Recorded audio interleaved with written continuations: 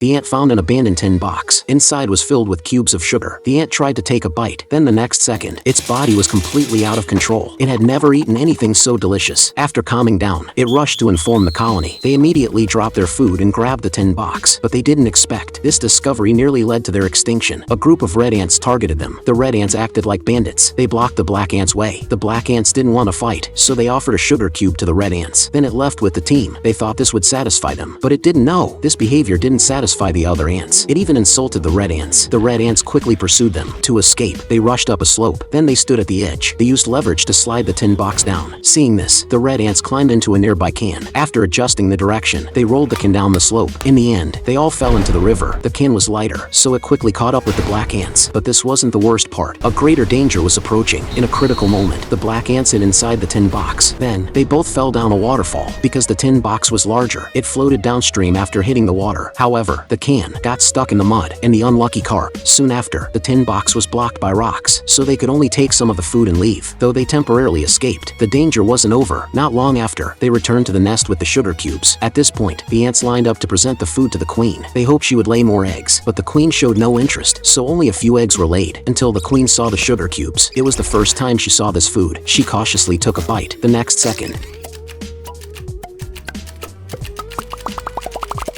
within moments, she laid thousands of eggs. The workers were stunned. Meanwhile, the red ants found the black ants' nest. They reported the news to the Red Queen. Without hesitation, the Red Queen gathered the entire army. Then they quickly marched to attack the black ants. The next morning, when the black ants woke up, they were surprised to find the red ants had surrounded them. Then, the red ants launched a fierce attack. Big rocks were thrown at the black ant nest. Even toothpicks were used as arrows.